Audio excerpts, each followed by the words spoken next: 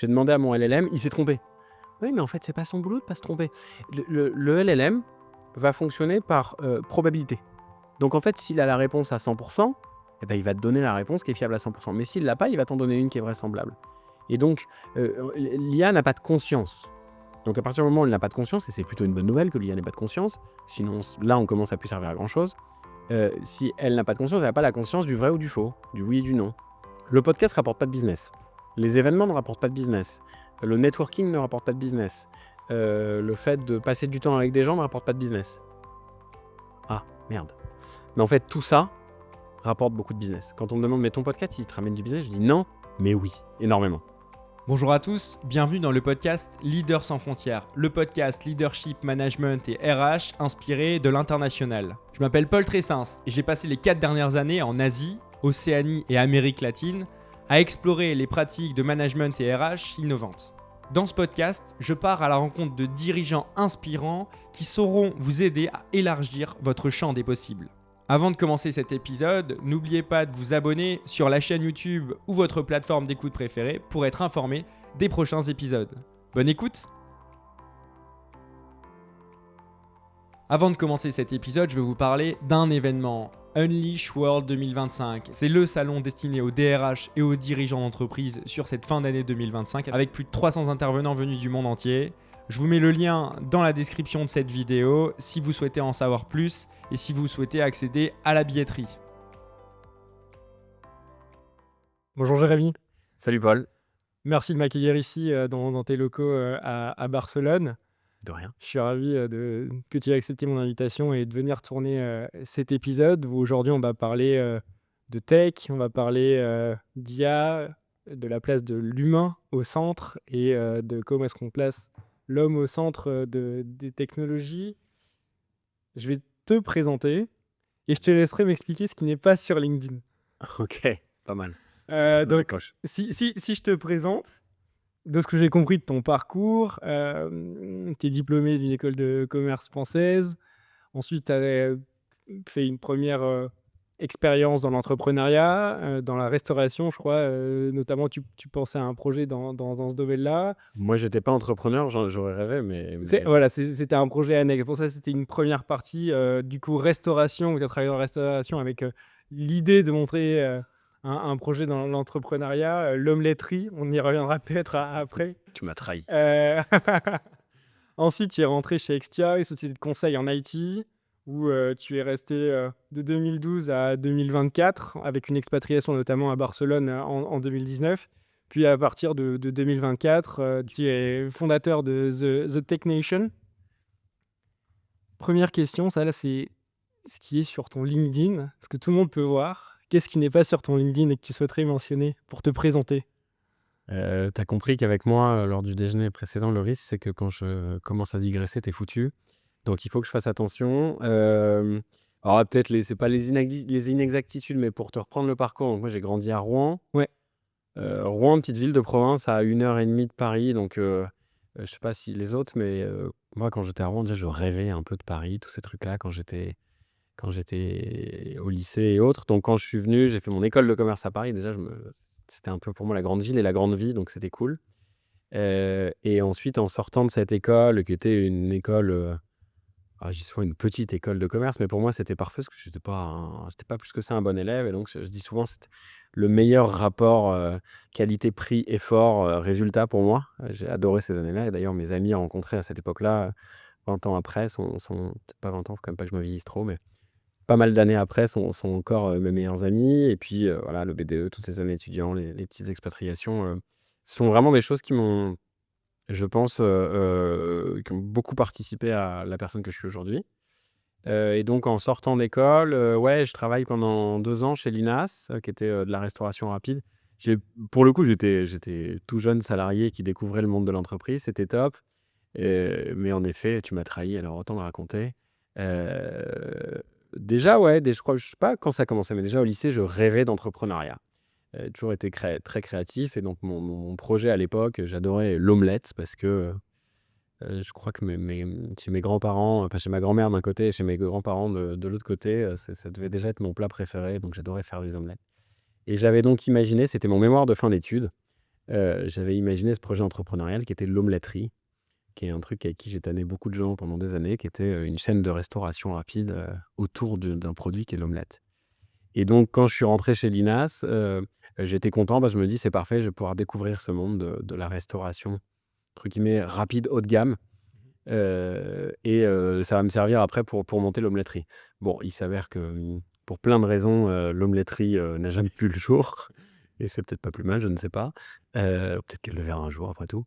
Et voilà. Et donc, en terminant l'INAS, là, j'ai tenté l'aventure de l'entrepreneuriat avec 2 amis à l'époque, Brice et Damien, qui étaient déjà entrepreneurs et qui m'ont tiré à eux, mais pour tout plein un tas de raisons. Eux avaient déjà une boîte qui tournait bien.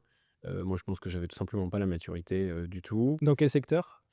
Dans le secteur des antivols pour scooters. C'était un produit dont ils avaient eu l'idée, qui existait ailleurs, en Espagne justement, et qu'on voulait importer en France et pimper un peu pour en faire un produit branchouille.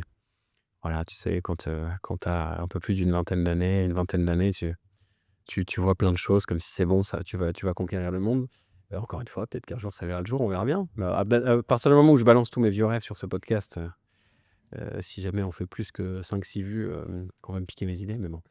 Hem et donc je rentre à cette époque-là, par un concours de circonstances, chez Extia, boîte de conseil. Je comprends pas trop ce métier à l'époque, je comprends pas trop ce métier, mais je me dis, que les gens qui m'en parlent me disent que ça m'irait bien, je vois que les gens sont jeunes, sont cool, ont l'air de gagner correctement leur vie. Je dis: «Bon, bah, j'y vais».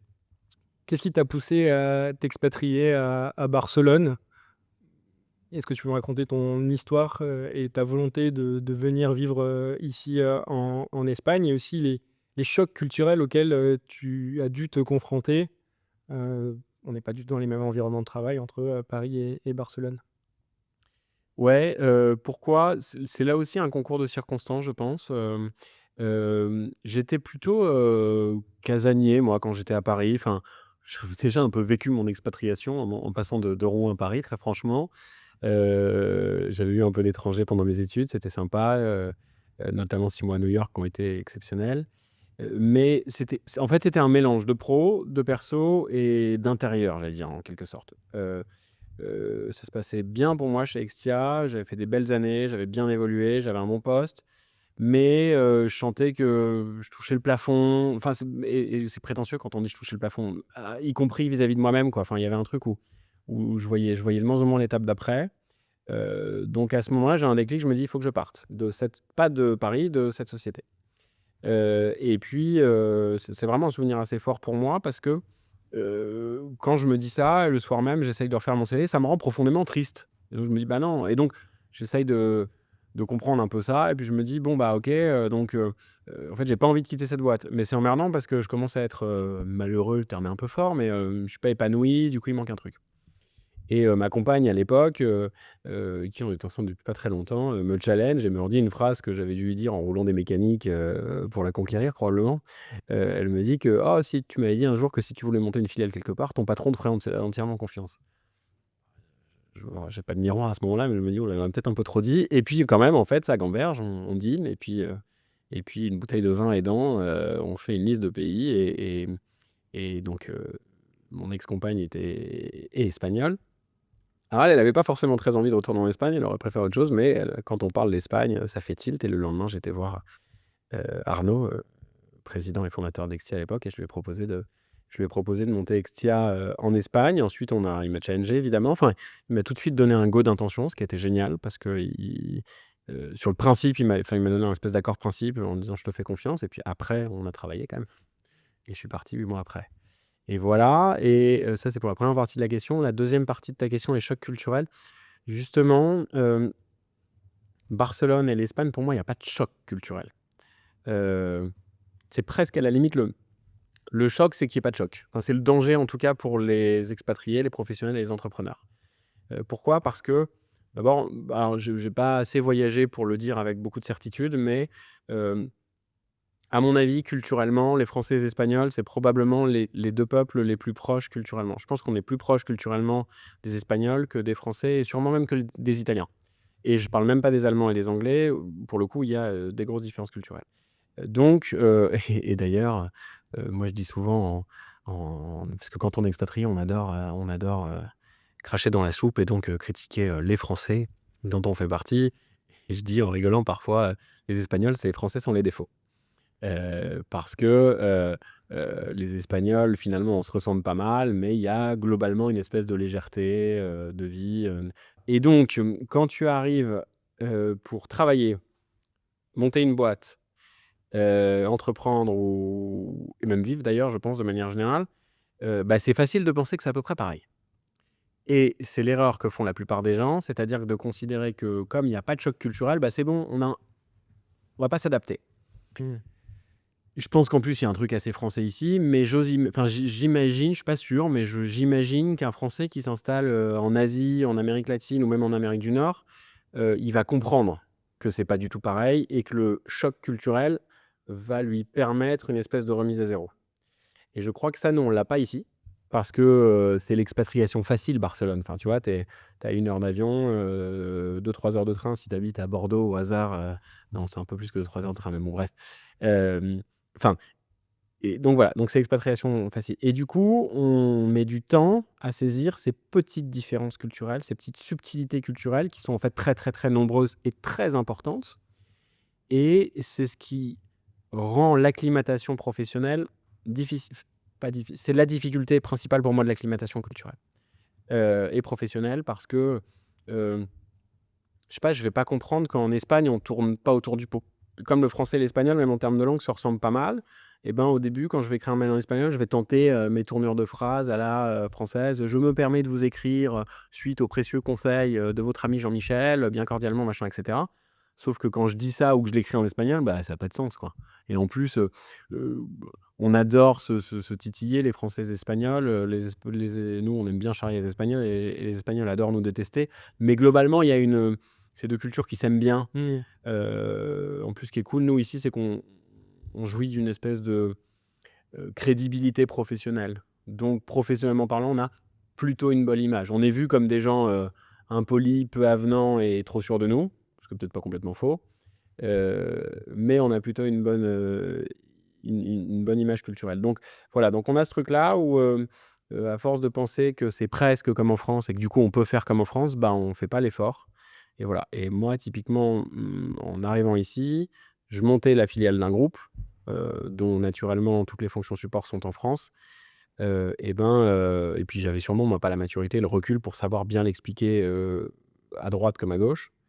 Et donc c'est ça qui était challengeant. Et quand je parle aux gens autour de moi, c'est souvent le principal challenge.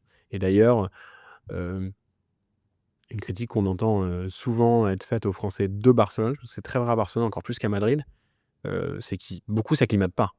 Beaucoup de Français s'acclimatent peu. On n'a pas forcément besoin de parler la langue plus que ça, on n'a pas besoin de se faire des amis espagnols, etc. Et c'est encore renforcé par le fait qu'il y ait beaucoup de Français ici. OK. Et à changer, si on devait repartir à zéro ton expatriation en Espagne, qu'est-ce que tu aurais fait différemment? Rien. Je pourrais te trouver 1000 exemples. Il y a plein de trucs que j'ai mal fait, il y a plein de trucs sur lesquels je me suis planté, il y a plein de trucs qui m'ont rendu pas heureux, mais non, pour moi, c'est un chemin. Je ferais tout pareil. Je ferais tout pareil parce que je prendrais pas le risque de changer quelque chose qui ferait que peut-être que je serais pas là aujourd'hui en train de te parler parce que y a un truc qui aurait été fait différent. Mmh. OK. Pourquoi est-ce que tu passes de l'intrapreneuriat où tu développes la filiale d'Extia à l'entrepreneuriat? Qu'est-ce qui fait que tu reviens sur quelque chose que tu avais vécu, au début de ta carrière? Cette volonté de créer et de lancer ton propre projet?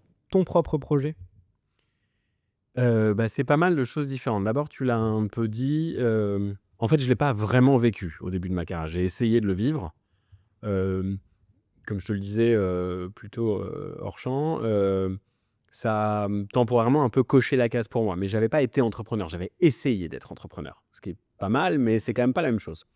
Donc d'abord, j'avais ce rêve de gosse à assouvir, et puis plus ça allait, plus il se faisait fort.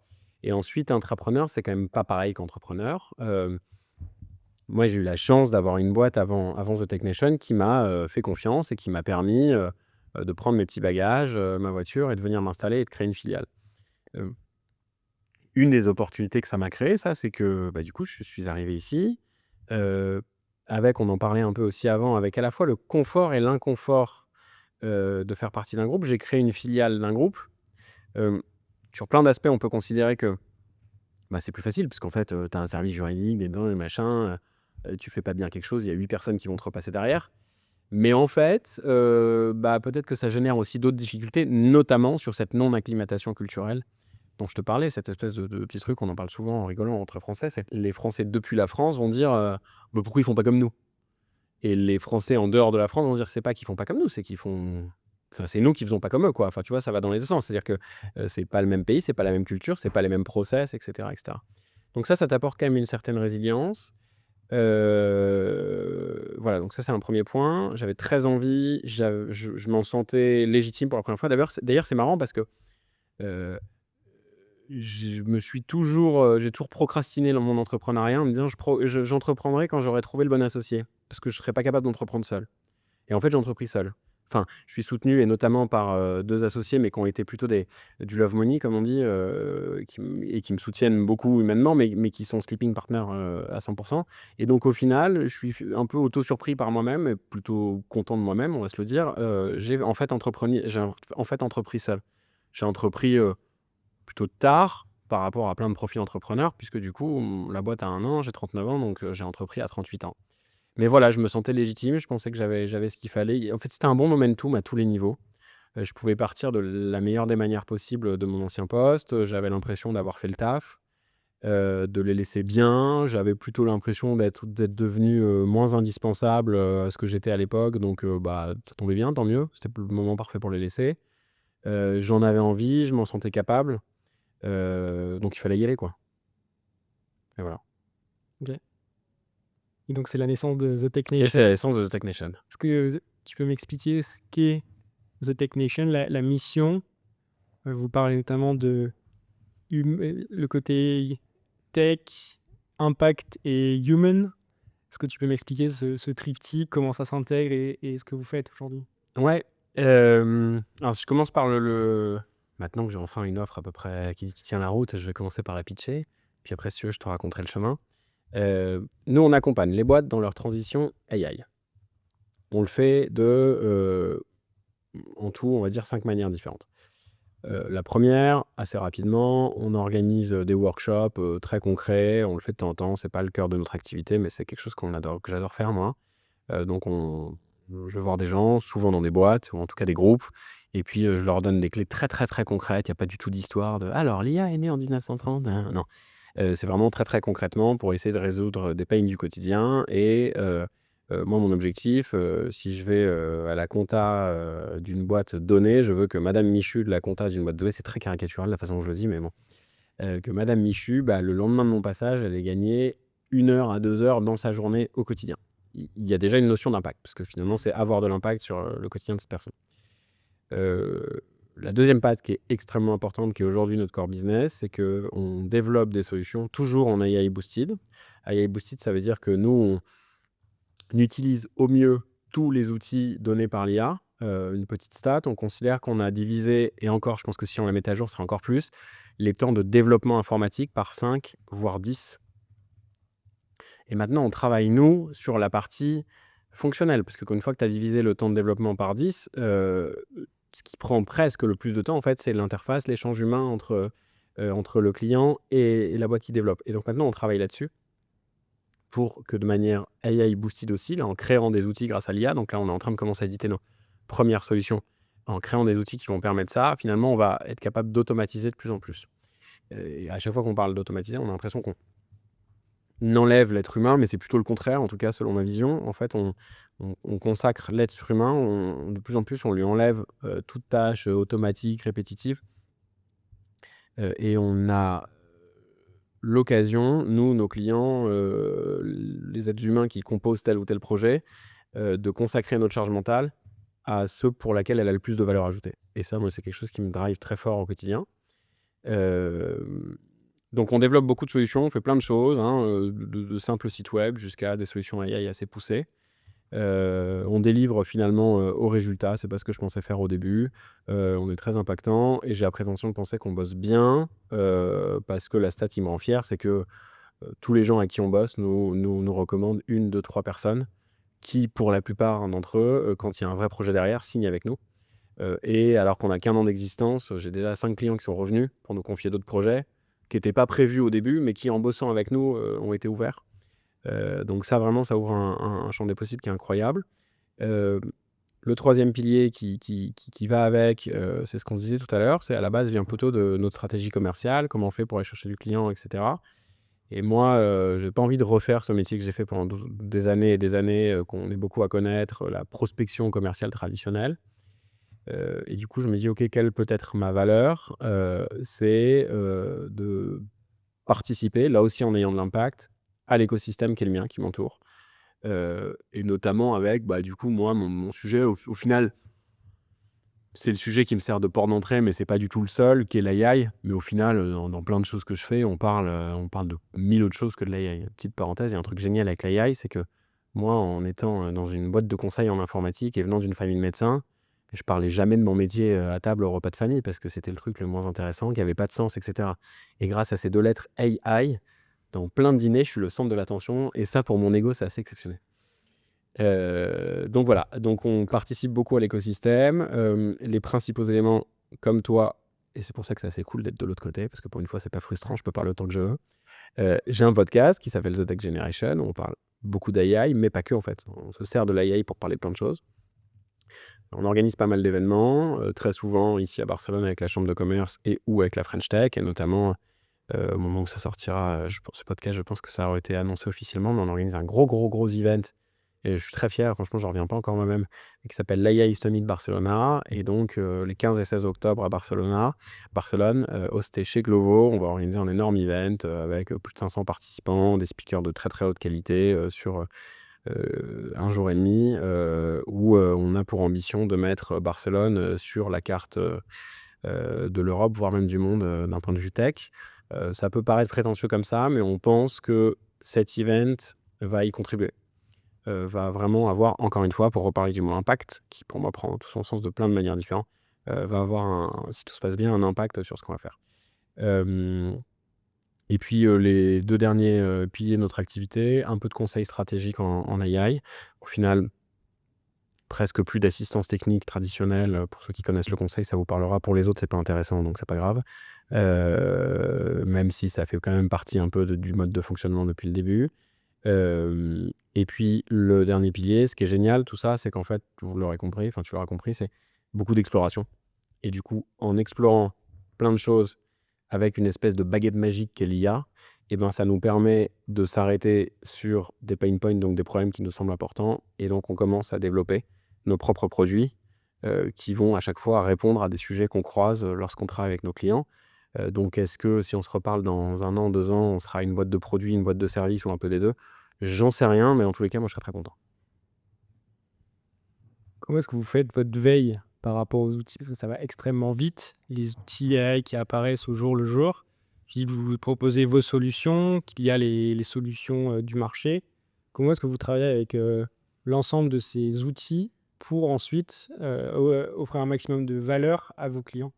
Moi, j'ai une chance incroyable, c'est que j'ai un outil qui n'est pas à vendre, qui s'appelle Manar, qui est mon CTO et le premier employé de cette boîte. Je sais pas comment il fait, mais non seulement il sait tout sur tout, mais en plus, il sait le distiller exactement de la bonne manière. Donc moi, littéralement, en plus de me dire et de faire une veille assez forte et assez profonde, après, j'ai une vraie réponse quand même parce qu'il m'a appris beaucoup de choses, Manar, mais m'apprend les bonnes choses au bon moment. Non, s'il y a un des trucs qui m'a appris, franchement, avant ça, déjà, il n'y a pas de secret, si ce n'est être curieux. Et contrairement à ce qu'on pense, curieux, c'est pas qu'une nature. C'est Arnaud, mon boss chez Extia, disait tout le temps, le muscle, c'est un cerveau, il se travaille. Il le disait beaucoup pour la mémoire, lui. Il disait en fait, ça n'existe pas, j'ai pas de mémoire, c'est que t'as pas assez bossé. La curiosité, je pense que c'est pareil. La curiosité, si tu l'as naturellement, tant mieux. Si tu l'as pas, ça se bosse. Et si tu veux il y a plein de manières d'être curieux différentes, des tonnes et des tonnes de manières différentes d'être curieux. Mais si tu veux être dans l'innovation, si tu veux être entrepreneur, si tu veux avoir de l'impact, tu peux pas le faire sans être curieux. Donc en fait, il faut être curieux d'une manière ou d'une autre. Tu es en train de me faire l'honneur de m'inviter sur ton podcast. La bonne nouvelle, c'est qu'a priori, tous les gens qui vont nous écouter, à part peut-être nos parents respectifs, sont des gens curieux puisqu'ils auront fait l'effort d'écouter ce podcast en se disant peut-être que je vais apprendre un truc sur quelque chose. Donc ça, c'est le premier pas vers la curiosité. D'ailleurs, les podcasts, de manière générale, ont été pour moi une espèce de chemin vers plein d'autres choses assez importants. Et de manière un peu plus deep, ça, c'est un truc que Manor, encore une fois, mon CTO m'a appris, il faut accepter de perdre du temps pour en gagner après. Il faut accepter, c'est très vrai dans la tech, mais je pense que ça s'applique à tout, en management, à plein de choses. Il faut à un moment se dire, OK, ce truc-là, on va le faire pas par le chemin confortable, on va le faire par le chemin exploratoire. Parce que si on se trompe, on aura compris que c'est pas le bon chemin. Encore un truc que j'ai appris par l'agilité et dans mon ancienne boîte, c'était fail but fail fast. En fait, tu apprends jamais plus que quand tu te plantes. Tu apprends jamais plus que quand c'est difficile. Et puis, si ça marche, on va trouver quelque chose. Et donc, d'ailleurs, pour moi qui suis un très très grand impatient, c'est dur parce que quand on est sur des projets tech de dev pour nos clients ou pour nous-mêmes, parfois je sais qu'on pourra aller vite et je vis que ça sorte et il faut que j'écoute mon équipe. C'est aussi une des grandes leçons, ça. Il faut que j'écoute mon équipe qui me dit non, non, non, on va faire, ça va être un peu plus long et on n'est pas sûr que ce sera parfait. Mais du coup, on va apprendre, on va découvrir des choses et ça nous permet ça d'être en veille complète. Et après, nous, on s'auto-complète beaucoup. On se complète beaucoup entre nous parce que ça revient à la curiosité, mais à partir du moment où, pour moi, l'entreprise idéale, et franchement, il n'y a aucune prétention dans ce que je dis, hein, j'ai monté il y a moins d'1 an une boîte où on est 6 personnes, donc je suis personne encore. Mais ce que pour l'instant, la magie qu'on a pour l'instant, et je vais tout faire pour essayer de la garder, c'est que euh, la boîte est un terrain qui permet à chacun d'être ce qu'il a de mieux en lui. Enfin, d'être cette espèce de ce superhuman, tu vois, ce petit être humain augmenté. C'est le meilleur de moi-même dans la curiosité, le meilleur de moi-même dans la créativité, le meilleur de moi-même dans l'efficacité, le meilleur de moi-même, etc., etc., etc. C'est hyper dur, voire à grande échelle, presque impossible, je pense. Il y a plein de boîtes qui sont super avec des managements géniaux, mais est-ce qu'il y a beaucoup de boîtes qui ont réussi à apporter ça à très grande échelle à tout le monde? Franchement, je suis pas certain. Mais en tout cas, ce qui est génial quand tu es une petite startup, c'est que au moins pour un temps, tu peux le faire. Donc, pour l'instant, moi, j'en profite à fond. Ok. Tu parles du super human qu'il y a sur ta tasse. On va parler de l'ADN de ta société. Tu as appelé ça The Tech Nation. Il y a le concept de citizen, de superhuman. Est-ce que tu peux m'expliquer l'ADN et l'environnement, l'écosystème que tu as créé autour de The Tech Nation? Allez, c'est parti. Il y a plein de choses. Tiens, les choses qui ne sont pas écrites sur LinkedIn. Au début, quand le nom m'est venu, j'étais dans le train, je crois, que j'allais à Madrid. Quand il est venu, c'était, il me semble que, enfin, c'est pas il me semble, je suis certain, c'était The Geek Nation. Il y avait un concept fort pour moi autour de. Pourtant, moi, je l'étais pas du tout. À la base, je suis plutôt l'anti-geek. Je pense que je le deviens quand même un peu maintenant, mais pas l'anti-geek au sens de j'aimais pas la geek. C'est vraiment, j'étais plutôt l'inverse. Et puis j'adorais ce nom, mais très vite, je me dis que c'est trop clivant. Et un jour, me sort The Tech Nation, je dis oh putain, c'est parfait. Et pourquoi sur le logo, tu tournes la tâche, je sais pas si on va voir la caméra. Il y a un peu. voilà, Voilà. il y a une carte dessinée qui est un pays que j'ai imaginé comme ça à main levée. Heureusement qu'il y a quelqu'un qui a repassé dessus parce que la première version n'était pas fameuse. Mais en plus, il a une histoire, hein, ce pays. C'est-à-dire que tu vois, tu as pour moi, c'est une île, mais ça peut représenter n'importe quel pays. La côte du bas est plutôt plate. Elle est posée elle est plutôt droite, posée sur ses appuis. L'arrière de ce pays ici, c'est une côte qui est plutôt lissée, comme si c'est bon, c'est passé derrière nous. Les difficultés sont pas trop agressives. Elles ont plutôt été, tu sais, l'érosion d'une côte plutôt douce. Et par contre, l'avant est beaucoup plus déchiré, beaucoup plus difficile. Tu sens une côte avec des presqu'îles plus sauvages. Et le haut monte vers le haut, puisqu'on veut aller le plus haut possible. Et ce drapeau posé au milieu, c'est le drapeau un peu d'un pionnier qui viendrait de poser sur cette terre. Parce que pour moi, ça, c'est en fait... Et cette carte, cette nation, ce pays représente le champ des possibles. Représente pour moi cette entreprise, c'est un terrain de jeu un peu comme un territoire vierge qu'on viendrait de conquérir puisqu'on vient de se l'approprier et sur lequel on va pouvoir tout construire. C'est ça que ça représente pour moi. Et donc, très naturellement, les gens qui bossent dans cette nation, chez The Tech Nation, ce sont des citoyens de cette nation, des citizens. Au début, quand j'imaginais la boîte, pas grand-chose d'autre à imaginer que le concept marketing. Donc, j'avais développé tout un gros truc autour de ça. La réalité nous a rattrapés. Il y a d'autres choses un peu plus sérieuses à faire. Donc, pour l'instant, on l'a pas poussé aussi loin que prévu, mais par contre, on a gardé cet esprit, toute l'équipe a pas mal adhéré. On a notamment développé ce concept de superhuman parce que assez naturellement, beaucoup de gens qui souvent quand on dessine la tech, on caricature un peu l'IA, on voit des robots, qui vont prendre le contrôle sur nous et la vision qu'on a chez The Tech Nation et que j'ai moi, c'est plutôt l'inverse, c'est en fait superhuman, c'est cet humain augmenté. L'être humain, il est beaucoup, beaucoup, beaucoup plus résilient, qu'on aime bien le dire. Dans les films, dans tous les films catastrophes, on va se faire manger par les grands méchants, par les robots, et cetera. Mais en fait, on en a vécu, des énormes, des révolutions. Pour moi, c'est une révolution cognitive, l'intelligence artificielle. Et ça a commencé, la première révolution cognitive, c'est sûrement la parole, tu vois, à partir à partir de l'être humain, du moment où l'être humain est passé d'un, d'un, d'un bruit animalier à une phrase construite, il s'est passé des centaines de millions d'années, peut-être même des millions d'années, je suis pas très fort là-dessus. Ensuite, il y a eu l'agriculture, entre le premier être humain qui a compris que un truc qui jetait dans le sol allait lui donner à manger et le fait que la grande majorité des êtres humains se nourrissent grâce à l'agriculture, il y a là aussi probablement des dizaines de milliers d'années, l'écriture des milliers d'années et ainsi de suite. Là, la différence, c'est que l'intelligence artificielle, ça y est, je digresse, mais l'intelligence artificielle, c'est 1 an.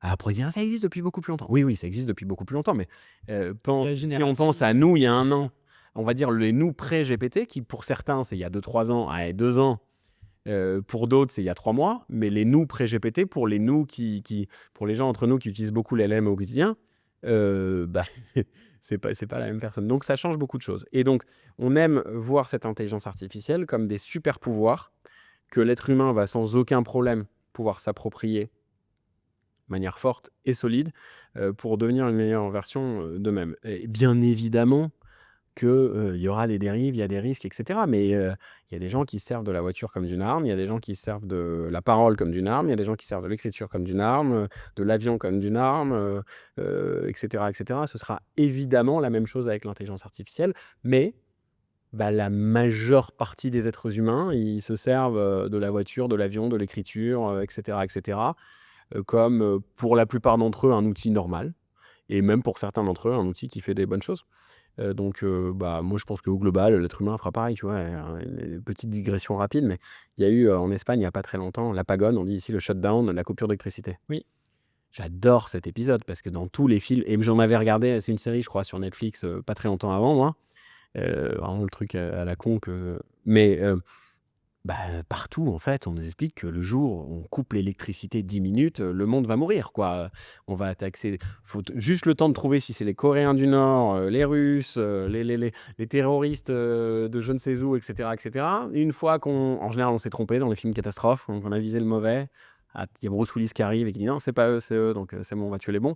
Mais voilà. Et ben, non, mais en général, dans ces films, ces bouquins, quand l'électricité se coupe, et puis moi, j'avais vécu vraiment une scène incroyable. J'étais là au bureau et puis tout d'un coup, bah, on n'avait plus d'électricité, on n'avait plus non plus de téléphone et c'était trop cool. C'était sûr, si ça avait duré 2-3 jours, ça aurait été différent, mais littéralement en Espagne, les gens comme tout le monde, moi, bah, j'ai plus mon téléphone et plus mon ordinateur, donc je suis rentré chez moi, j'ai regardé un peu, tout allait bien et puis, bah, je suis allé à une terrasse et puis j'ai pris une bière et puis les gens souriaient, se parlaient plus que d'habitude, un peu comme pendant le confinement, un peu comme pendant les grèves, un peu comme voilà. Donc en fait, l'être humain, il est bien meilleur, il est bien plus positif avec les autres que ce que tout le monde en pense. Donc, moi, je suis profondément optimiste. Certaines personnes me disent trop, mais bon, je crois pas. Et donc, en fait, je vois l'IA comme une bonne chose, même si il faut pas être aveugle. Il y a forcément des gens qui en feront des mauvaises choses, comme tout. Tu parles des mauvaises choses. Est-ce qu'il y a pour toi des dérives ou des angles morts aujourd'hui par rapport à ce que vous faites chez The Technician ou même la façon dont on Nous, applique l'IA au quotidien? je pense que si tu fais gaffe, en fait, il y a des défis, des challenges énormes. Mais si tu en as conscience, et tu vois, on parle beaucoup d'impact depuis tout à l'heure, moi j'aime bien mettre l'impact là-dessus. Pourquoi? Parce que je ne suis pas irresponsable, mais je ne suis pas un très grand écolo au quotidien. Donc je ne vais pas avoir de l'impact sur l'écologie. Il y a des causes qui me touchent, mais je ne suis pas assez proactif pour voilà. Par contre, je me dis, ah c'est cool, tiens, là, je peux faire des choses, j'ai des choses à portée de main, c'est peut-être pas la cause la plus saine, etc.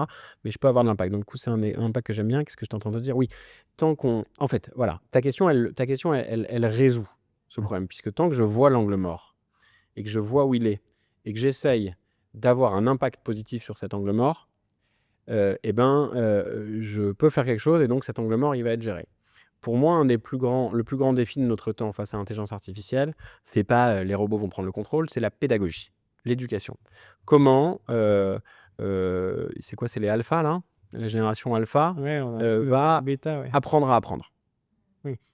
Si cette génération-là, elle apprend bien à apprendre, c'est magnifique en fait. Elle a toute la connaissance du monde là, à portée de main. C'est-à-dire qu'on va, c'est même pas un coup de vieux qu'on va prendre, c'est voilà.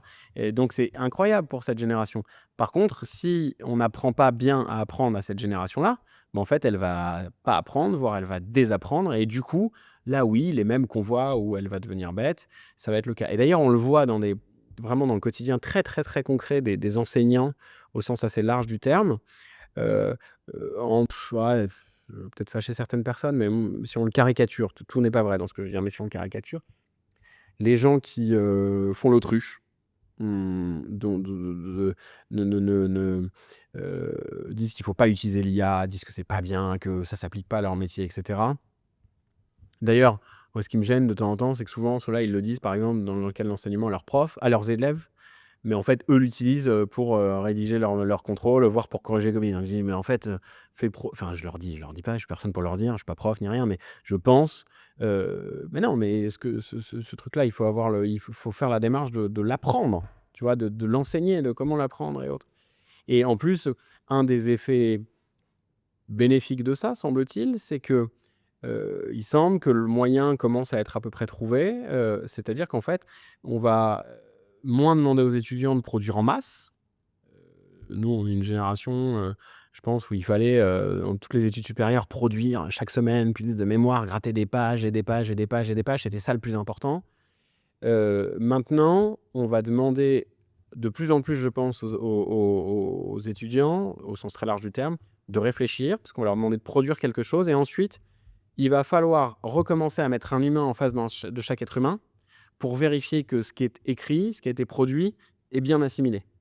Et donc si ça, c'est bien fait, c'est génial.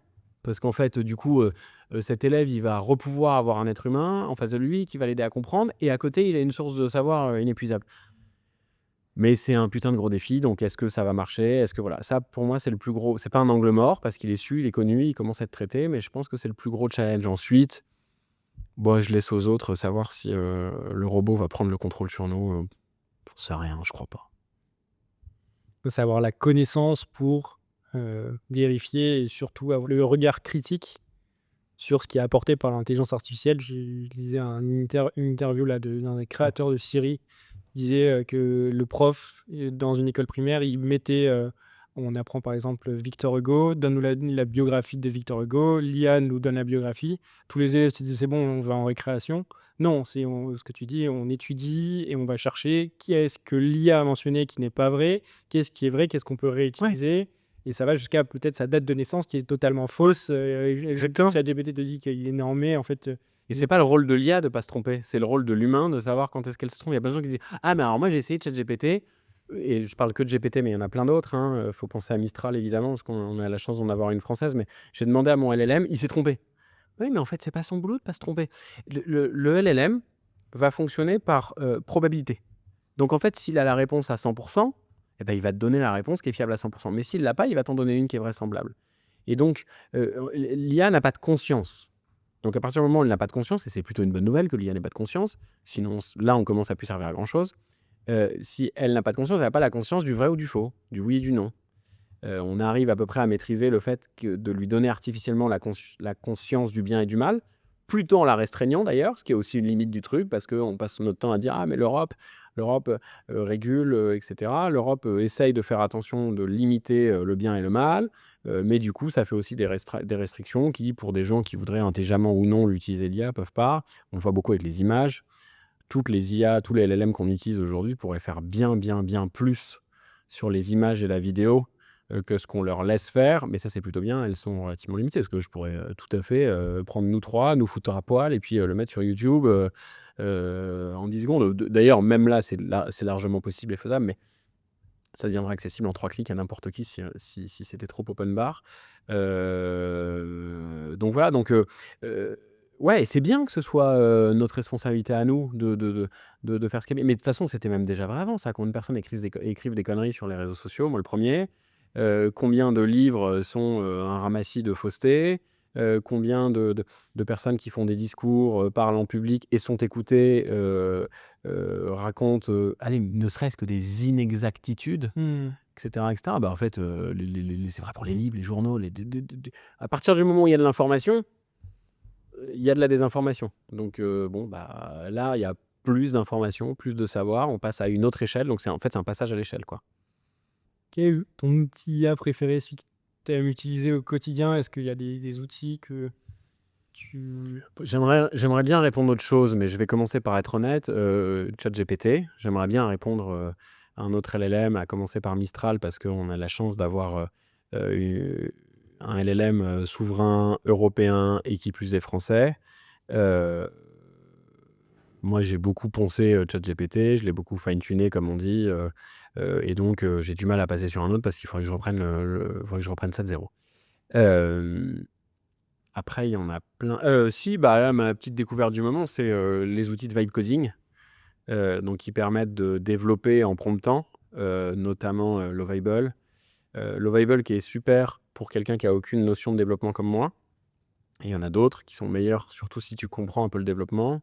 Nous, on utilise beaucoup Bolt chez The Technician, qui sont géniaux, qui permettent de prototyper extrêmement bien. On appelle ça le concept des 80%. Donc, c'est pas parce que moi, je sais de faire un site web maintenant grâce à Lovable en 10 minutes, en 2 heures, qu'on n'a plus besoin de développeurs, contrairement à ce qu'on pense, parce que ce site-là, il n'est pas go-to-market. Il y a plein de choses que je ne vais pas savoir faire. Et puis en plus, comme le niveau s'élève, eh ben, il faut continuer à s'élever avec le niveau, parce qu'en fait, ce que je fais moi avec Lovable, si je me battais par rapport à quelqu'un qui a 5 ans d'expérience par rapport à moi, qui est 5 ans dans le temps en arrière par rapport à moi, ce que moi je ferais, c'est mieux. Mais sauf qu'en fait, on vit tous, a priori, les êtres humains à la même époque. Du coup, si moi je sais faire ça, il y a d'autres gens qui savent faire mieux à côté. Donc les outils de vibe coding qui permettent, ouais, qui step up fort, quoi. C'est-à-dire qu'on peut maintenant, on peut prototyper n'importe quoi très très vite. J'ai une idée, on le disait à midi, pour moi, un entrepreneur n'a plus le droit de pas prototyper aujourd'hui. Un entrepreneur qui arrive et qui dit moi je cherche un technical founder, on dit, ou je cherche mon CTO, ou je cherche mon premier développeur à lancer. Quand tu lui demandes, mais tu as prototypé quelque chose déjà, qui dit bah non, je cherche mon technical founder. Et bah, encore une fois, c'est très, très caricatural. Je me trompe sûrement dans au moins 30% des personnes dont je suis en train de parler, que je ne connais pas d'ailleurs. Mais bah, a priori, tu n'es pas fait pour être entrepreneur du coup. Parce que, en fait, on en revient, comme j'ai bouclé la boucle, tant qu'à faire, à ce que je te disais, tu n'as pas la curiosité, tu n'as pas essayé. Il y a un outil qui te permet de prototyper ça.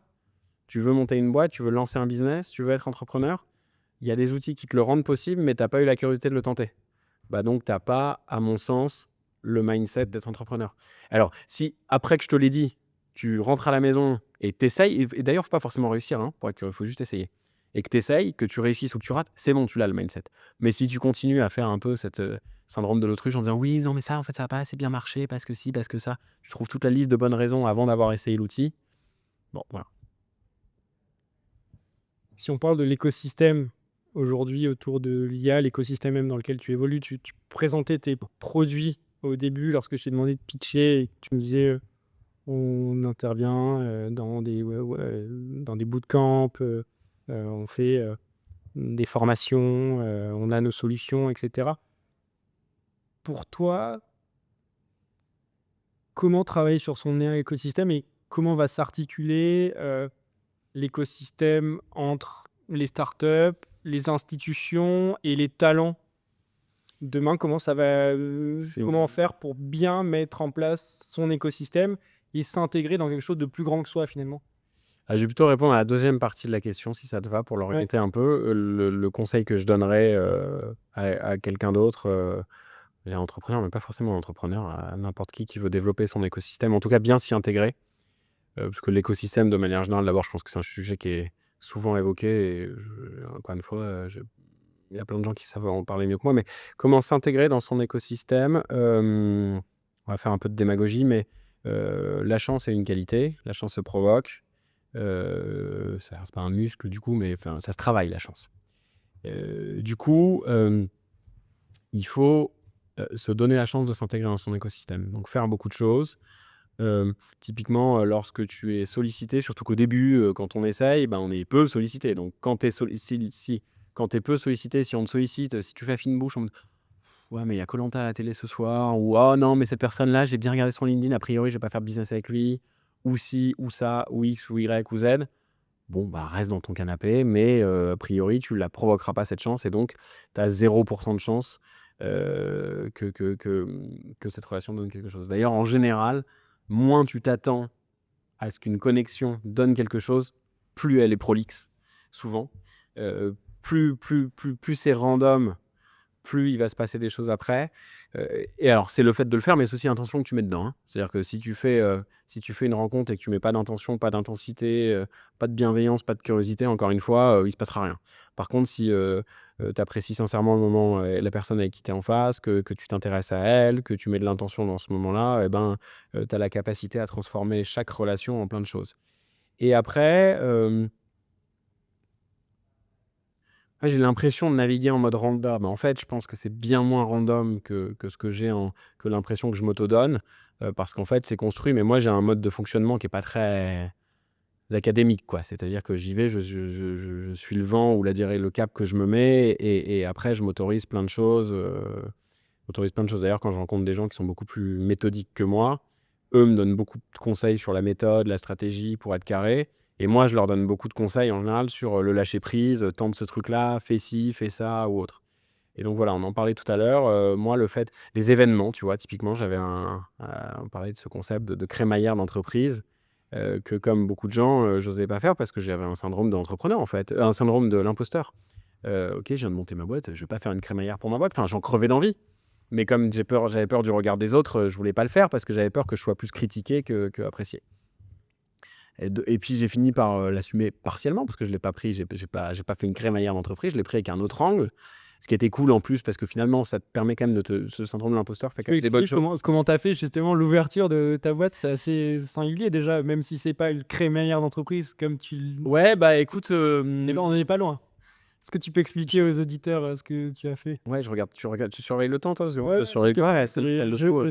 je m'occupe du temps. Un des quand j'ai acté le démarrage, l'idée était là quand même depuis quelque temps, mais quand j'ai acté le démarrage, j'étais voir un bon ami, Christian, Marion, qui est le directeur général de la chambre de commerce, d'industrie française à Barcelone. Et puis on a bu un café pour qu'il me donne des conseils, me fasse des intros justement, il me fait toujours plein d'intros brillants. Et puis ce café m'a proposé de le boire sur le rooftop de la chambre de commerce à Barcelone. Et puis je suis arrivé là, mais comme Barcelone, on a le secret. Barcelone est une ville qui regorge de lieux incroyables. S'il y a des gens qui regardent la vidéo, et là encore, c'est pas le plus joli côté, mais l'endroit où je bosse, moi, d'un côté, on a la mer, de l'autre côté, on a le port avec les montagnes, avec une terrasse incroyable. Et comme je vous le disais tout à l'heure, c'est un bel endroit à Barcelone, mais c'est exceptionnel sans être exceptionnel. C'est-à-dire, c'est exceptionnel parce que mais c'est pas exceptionnel dans le sens où il y en a plein d'autres des comme ça. Et donc, je suis sur la terrasse de Christian, et je crois que je lui dis, mais en tout cas, je pense très, très fort: «Ah, je veux faire un after work, enfin une soirée, crémaillère d'entreprise que j'appelais pas comme ça, je la veux là». Et puis ça tourne, OK, je lance The Tech Nation, je crée la boîte et cetera. C'est pas du tout le premier truc, mais quand, OK, j'ai passé la première étape, que la boîte existe, que j'ai un premier client, ça vient assez vite, quoi. On est en septembre, par là. J'ai envie de le faire. Ce qui est cool, c'est que Barcelone, il y a quand même beaucoup d'événements. Les Barcelonais et surtout les Français de Barcelone, enfin tout le monde, mais notamment les Français de Barcelone, accueillent assez bien ces trucs-là. Et puis je me dis: «OK, donc tout le monde OK, donc le moyen le plus simple, c'est de faire un meet-up». Bon, mais il y en a plein, je vais galérer à trouver quelqu'un de très intéressant. Moi, je sais pas trop ce que je vais raconter, ça va paraître bullshit parce qu'en plus je fais un meet-up pour, faire le prétexte de ma propre, donc assez vite je me dis: «OK, donc on va pas faire de meet-up parce qu'en fait». Meetup, donc pour les auditeurs, c'est quand il y a une conférence en Ouais, amont du moment où il y a ouais, la tout à partie fait. réseau, Un talk, une conférence, une intervention, un prétexte. Un prétexte à l'apéro qui suit. Parce qu'en fait, c'est ça qui est le plus important, c'est ça, parce qu'à chaque fois qu'on va à un after work, en général, on écoute le talk, la conférence, le meet-up, en étant impatient qu'il se termine, même quand il est très intéressant, pour ce qui vient après, qui d'abord est un moment agréable et intéressant, et puis qui est prétexte à networking. On apprend souvent des choses au meet-up, parfois. Mais en tout cas, le networking qui suit, c'est souvent le moment où tu as plein de Ouais. connexions. Donc moi, je me suis dit, écoute, on va sauter la partie meet-up. En plus, ce sera plus facile d'inviter des gens. Ah oui, tiens, je ne l'avais pas dit, mais j'ai pris une recette bien française qui je me suis dit, ça peut pas rater. C'est vin, bon pain, bon fromage. J'ai ajouté l'élément parsemé qui est beau rooftop.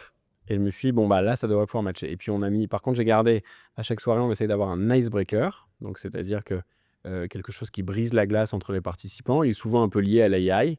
Je vais raconter celui de la deuxième soirée parce que je l'adore. Émilie, qui fait partie de ma team, qui est une des toutes premières chez The Tech Nation aussi. En plus d'être une dev brillante, c'est une passionnée de couture et de broderie. Mais quand je dis passionnée, c'est-à-dire qu'elle a 2 CAP qu'elle fait sur son temps libre. Elle fait partie des gens dans la broderie qui peut-être un jour auront le diplôme de brodeur d'art. Donc vraiment solide. Et puis à chaque fois, elle dit « Ah, ce serait bien de faire quelque chose. » Mais bon, si elle s'amuse à faire elle-même des goodies, des t-shirts brodés. Moi, j'en ai un pull brodé qu'elle m'a fait, une chemise qu'elle m'a fait, mais elle peut pas les faire à très grande échelle. Et puis pour cette deuxième soirée, elle a cousu, elle, à la main, avec du tissu qu'elle a été acheté, qui en plus, pour être responsable, était kilomètre zéro, fait à Barcelone, etc. 150 foulards avec l'étiquette de Tech Nation. Donc, du coup, tu arrivais, tu mettais un foulard bleu si tu étais AI enthousiaste, violet si tu étais AI sceptique, ou blanc si tu étais AI neutral. Et du coup, il y avait à la fois un petit goodies qui était fait comme on le voulait, par Émilie, quelqu'un de l'équipe, donc c'était fort en sens, et en même temps, ça servait d'icebreaker. Voilà. Et donc, cette soirée sur le rooftop de la CCI, bah, c'était trop bien. Enfin, moi, c'était un événement. Franchement, je m'en rappelle, limite un peu les poils parce que ça y est, ça prenait vie. Je me disais, waouh, ça y est, ça existe. Et puis, en fait, les gens sont bienveillants. Et ceux qui le sont pas, tu t'en fous. Enfin, tu les ignores, c'est tout. Euh, et les gens sont bienveillants. J'ai eu plein de rex. Et là, ça a commencé, en fait, la mayonnaise. Je pense que là, j'ai compris parce que ça a commencé petit à petit à driver du business. Donc après, j'ai assumé de le sortir en podcast. Là aussi, j'avais peur de le faire à cause de ce sac à dos de syndrome d'imposteur. Et puis, comme toi, je l'ai fait. Et puis, des événements de plus en plus intéressants, de plus en plus grands, de plus en plus importants. Et au début, tu as un peu l'impression d'être un espèce de gratteur, tu sais, de ton écosystème. Et puis, au bout d'un moment, tu te rends compte que tu lui apportes quelque chose. Ça, c'est assez génial. Vraiment, quand tu prends conscience de ça, tu te dis « Ah, cool !» Et donc, tu assumes des choses de plus en plus sympas. Donc, je pense que tu deviens de mieux en mieux. Et en fait, de toute façon, voilà, il y a de la place pour tout le monde. Chacun a son rôle potentiellement. Mais faut avoir envie, il faut oser un peu. Et puis, faut aller ce que tu sais faire. Je te dis, moi, j'avais pas très envie euh, j'ai jamais été un très bon commercial. J'ai été commercial, puis directeur commercial, puis directeur de filiale pendant 12 ans. Et pourtant, je pense que j'ai jamais été un très bon commercial. Mais ce qui faisait que j'étais quand même pas trop mauvais dans mon métier a priori, c'est que je cherchais les chemins de traverse pour quand même être bon commercial. Et du coup, moi, ma force, je pense, ça a toujours été ma créativité. Donc là, en fait, en créant The Tech Nation, je me suis affranchi toutes les contraintes que j'avais. Et donc, je me suis dit, OK, bah, ma principale force étant ma créativité, c'est ça qui doit être la principale force de ma boîte. Et donc, à partir de ce moment-là, j'ai commencé à apprendre à m'écouter. Et encore une fois, je suis pas du tout au bout du chemin. Mais en tout cas, je suis déjà le plus heureux que j'ai jamais été. En tout cas, à tous les niveaux, très sincèrement, mais particulièrement professionnellement parlant, aujourd'hui. Et donc, et je pense que ce qui m'a permis ça, c'est d'apprendre à m'écouter. Et j'espère que je suis encore au début du chemin, on verra.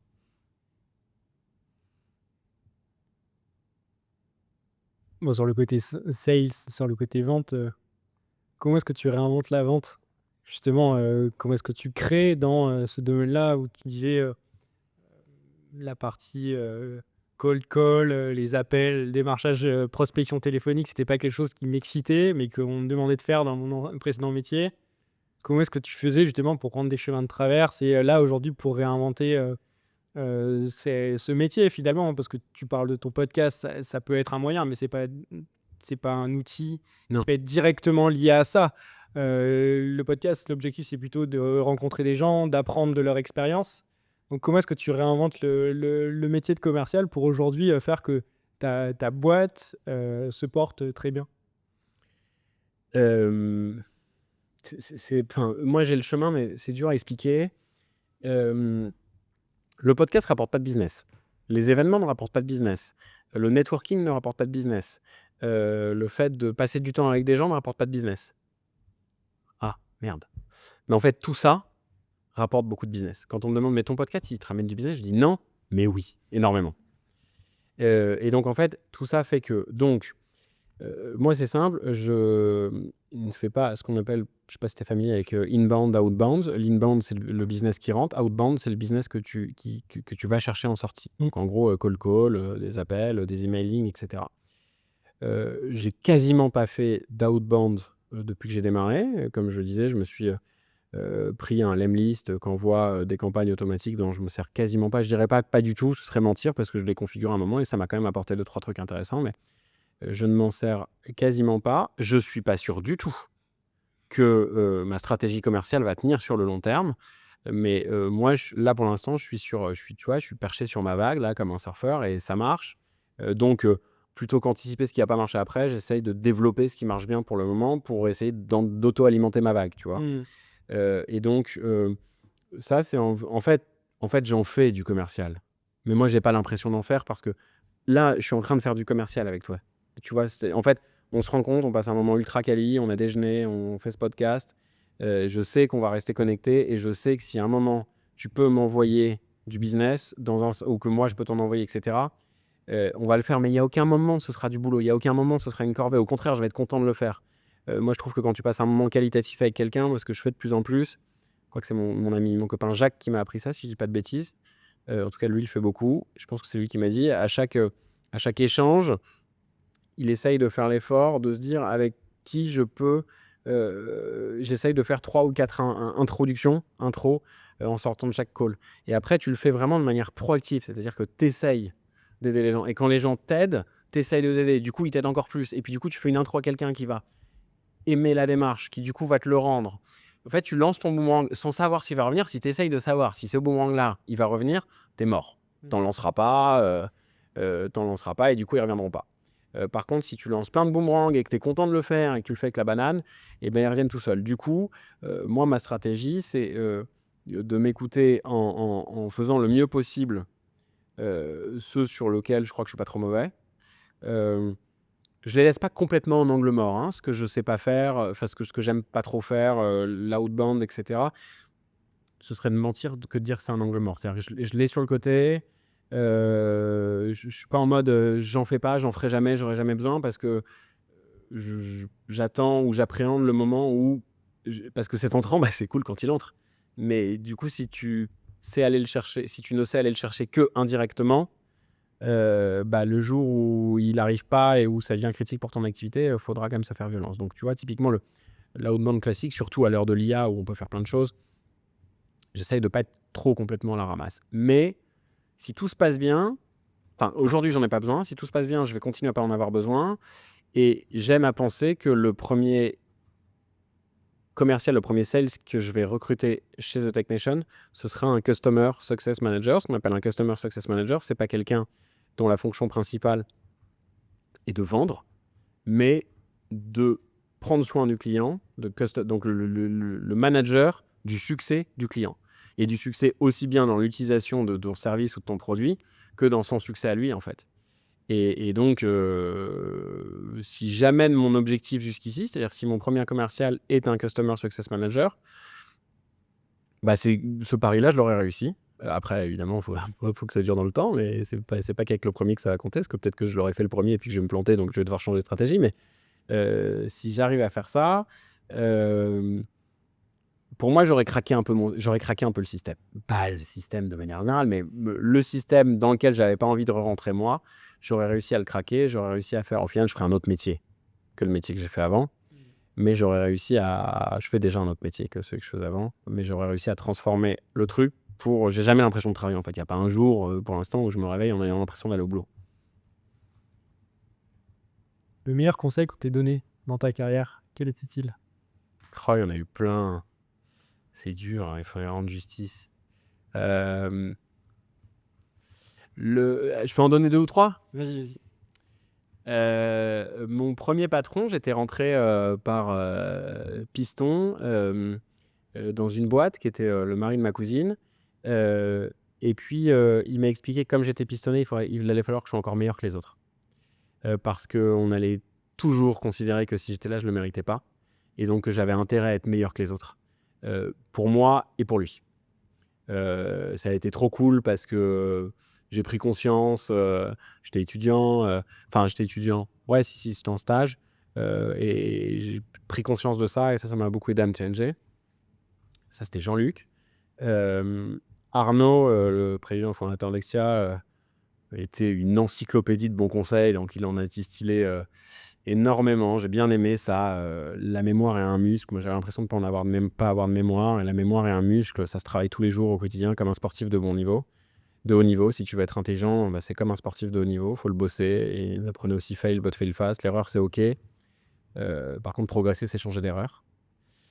Et voilà. Et récemment, mon copain Jacques Reynaud, avec qui j'ai interagi beaucoup et qui m'a apporté plein de bonnes choses, il m'a appris ça, l'intro, de faire des introductions, donner sans trop réfléchir à ce qui vient après. Et Manar, qui fait partie de ma team, m'a appris très récemment aussi à perdre du temps pour mieux en gagner après. Est-ce que tu as un conseil pour une personne qui souhaite se former à l'IA? Ouais, la curiosité, très très clairement. Ça s'apprend pas, ça Mais fait... au-delà de la curiosité, Ouais, la notion, c'est où est-ce qu'il faut aller chercher? Comment est-ce que toi, tu te renseignes? Quelle est cette personne qui nous écoute là, qui ne sait pas par où commencer? Eh ben, elle va écrire exactement cette question dans son LLM préféré. Donc, tu sais quoi, je vais faire preuve d'honnêteté intellectuelle et je vais pas aller sur un autre LLM, je vais aller sur ChatGPT. Eh ben, cette personne, je l'incite à poser la question à ChatGPT. Comment puis-je me former à l'intelligence artificielle? Comment je peux y aller? Et déjà, elle va avoir des pistes de réflexion. Ensuite, quelques autres tips. Je vais dire à cette personne de demander à ChatGPT de lui poser des questions sur le sujet sur lequel elle veut travailler, sur celui-ci ou n'importe lequel. Et troisième tips, je vais conseiller à cette personne de demander à ChatGPT ou un autre LLM, encore une fois, de lui poser des questions une par une. Pourquoi? Parce qu'en général, quand on demande notamment à GPT de poser des questions, il va bien synthétiser, mais il va en poser 25. Et du coup, on va être noyé. Alors que si je lui demande de me les poser une par une, non seulement lui il va comprendre le contexte, mais surtout moi, je vais faire évoluer ma pensée, je vais comprendre les choses, je vais réfléchir point par point, je vais accorder de l'importance à chaque thème. Et là, je vais apprendre énormément. Et selon moi, c'est pas un tips, c'est comme ça qu'il faut faire. Et ça t'apporte, et ça va t'amener ça à quelque chose à être. Le prompt engineering, pour moi, entre grosses guillemets, parce que c'est vrai qu'à toute petite moitié ce que je dis, mais c'est de la connerie. Pourquoi? Parce que quand on parle de prompt engineering, tout le monde pense qu'un prompt, c'est un truc, c'est presque aussi difficile que de développer un bout de code quand on est développeur. Souvent, les gens disent « Ah ouais, c'est quoi ton prompt ?» D'ailleurs, les gens qui mettent sur LinkedIn ou autre, partagent le prompt parfait, savent très bien que c'est faux. Alors, ça peut être un raccourci, bien sûr, ça peut être un accélérateur, mais le prompt parfait, c'est celui que tu as fait. D'ailleurs, ceux qui utilisent un LLM ou un ChatGPT peuvent se marrer. Regardez comment votre voisin, votre copain, votre mec, votre meilleur ami parle à son ChatGPT, et c'est drôle. Enfin, moi, je m'engueule avec mon LLM, etc. J'ai une façon de lui parler qui est bien à moi, qui est très vraiment comme si c'était quelqu'un, une personne, quoi. Et il y en a d'autres qui lui parlent comme un exécutant, d'autres comme un esclave, d'autres qui sont ultra polis, d'autres qui le vouvoient. Donc, il n'y a pas un prompt. Il faut vraiment, c'est un outil incroyable. C'est comme avoir quelqu'un qui sait tout, surtout, tout le temps, juste à côté de soi, tout le temps. Imagine cette personne-là, elle te suit partout, tout le temps, elle sait tout, surtout tout le temps, et toi, tu lui parles pas. Bah voilà, pour moi, quelqu'un qui a la possibilité et qui a compris aujourd'hui ce que c'est qu'un LLM et qui l'utilise pas, c'est ça. C'est quelqu'un qui a à côté de lui, quelqu'un qui sait tout, surtout tout le temps, et qui lui parle pas. Et alors, il y a plein de gens qui pensent que, du coup, ça va nous abrutir parce qu'en fait, on va laisser cette personne qui sait tout, surtout tout le temps, parler à notre place. Mais en fait, non, profites-en pour toi apprendre. Pour toi savoir tout ce que tu as besoin, surtout tout le temps. Et du coup, tu vas devenir ce petit superhuman, là, cet être humain augmenté, et il aura pas besoin, il va pas prendre ta place, lui, en fait, parce que tu vas continuer à apprendre plus vite que lui avec ton intelligence bien humaine. Et moi, j'aime bien dire, le combo parfait, là, c'est l'intelligence humaine plus mon intelligence humaine, mon intelligence collective, le groupe de personnes qui est autour de moi. Et à ça, on vient de rajouter la brique, l'intelligence artificielle, qui est d'ailleurs très très forte pour synthétiser les deux premières. magique. Ceux qui ne veulent pas s'en servir, ils n'ont rien compris, pour moi. Où est-ce qu'on peut te suivre ou te contacter, Jérémy? Oh, c'est le moment de se faire de la pub. Vas-y. Merci. Sur LinkedIn, Jérémy Benamou, c'est là où je suis le plus actif. Il y a aussi le LinkedIn de The Tech Nation. Instagram de The Tech Nation. Mon Instagram perso, si ça amuse, il est ouvert, mais je pense pas que ce soit le plus intéressant. Et puis le podcast, il est sur YouTube, The Tech Nation, la chaîne, Spotify, Apple Podcasts, Deezer, etc. The Tech Generation. Voilà. Ok, super. J'essaierai de récapituler tous ces liens dans le descriptif de l'épisode pour que les auditeurs puissent facilement retrouver tous ces éléments. Merci. Merci à toi, Jérémy. C'était un plaisir d'échanger aujourd'hui sur tes activités, sur l'IA, sur la vie barcelonaise. C'était très cool, merci beaucoup. J'ai beaucoup aimé l'exercice. J'espère que j'ai pas dit trop de conneries. Mais c'était très sympa de passer de l'autre côté du micro. Avec grand plaisir. C'est la fin de cet épisode. J'espère que vous avez apprécié cet échange. N'oubliez pas d'ajouter 5 étoiles sur votre plateforme d'écoute préférée ou de vous abonner à la chaîne YouTube. Je vous dis à très vite pour un nouvel épisode des Leaders sans frontières. Au revoir.